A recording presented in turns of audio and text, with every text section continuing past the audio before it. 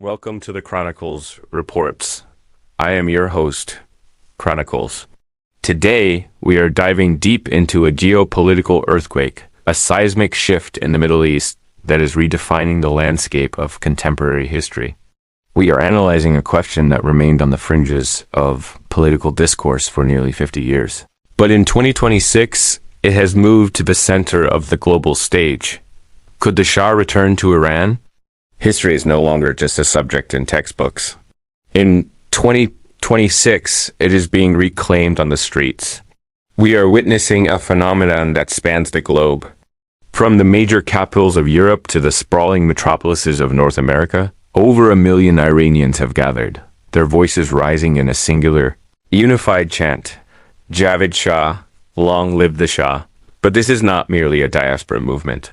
Perhaps more significantly, inside Iran itself, the very educational institutions that birthed the 1979 revolution, the universities are now seeing students raise the old imperial flag, the lion and the sun.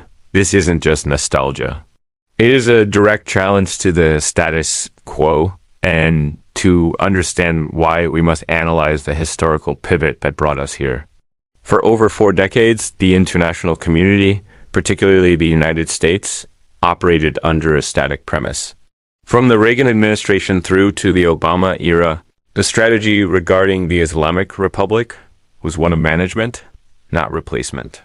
Whether it was the maximum pressure of the Trump years or the diplomatic engagement of the JCPOA in 2015, the objective remained the same: influence the regime's behavior from within the existing framework.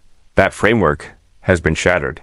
The maximum pressure campaign, followed by the decisive Operation Epic Fury, fundamentally altered the equation.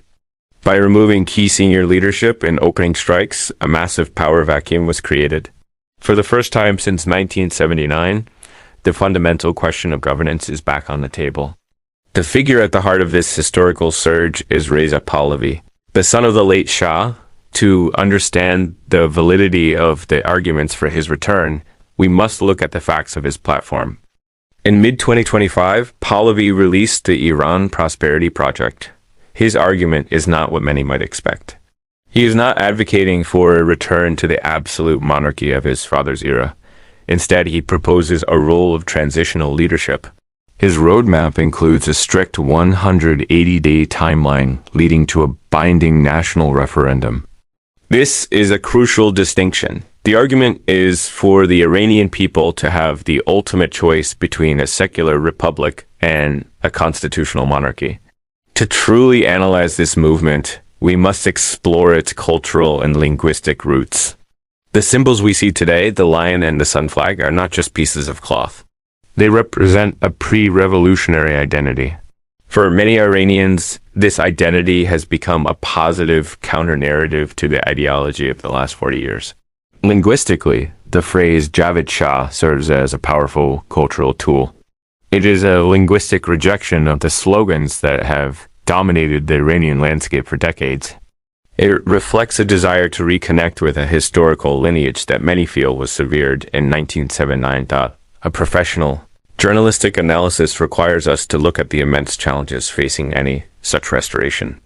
The most significant obstacle is the Islamic Revolutionary Guard Corps, IRGC. The IRGC is far more than a military branch. It is a parallel economic empire that controls up to half of Iran's GDP. The logic is simple. Privatization and secular reform, key tenets of the Pahlavi proposal, directly threaten the livelihoods and power of the IRGC leadership. Furthermore, we must consider the regional and cultural fault lines.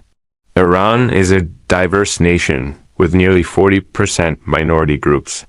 Organizations like the Tishk Center have raised concerns, arguing that Pahlavi's roadmap could potentially reproduce centralized, authoritarian power, ignoring the demands of minorities for autonomy. You might ask, how does a transition in Tehran impact our daily lives? The answer lies in global stability. Iran's governance dictates global energy markets, regional security, and the entire flow of international diplomacy. If a transition can be managed successfully, specifically by integrating professional military personnel into a single, Depoliticized national army, the world could see a stable transition rather than a descent into the kind of sectarian violence seen in post-Saddam Iraq. This is the lesson of history being applied to modern politics. The argument for a Pahlavi return is built on the hope for a system featuring an independent judiciary, equality for women, and a secular framework. Yet, the historical roots of the 1979 revolution, which was itself a genuine uprising against human rights violations of the previous era, remain a significant hurdle. Is the world ready for a restoration? The infrastructure of repression has been degraded by advanced military actions, making the barriers to change weaker than they have ever been. The final, most critical question remains: can the millions of Iranians who desire change agree on a single system to replace the current one? This has been the Chronicles Reports. We analyze the history. We explore the truth. Stay informed, stay critical, and we will see you in the next report.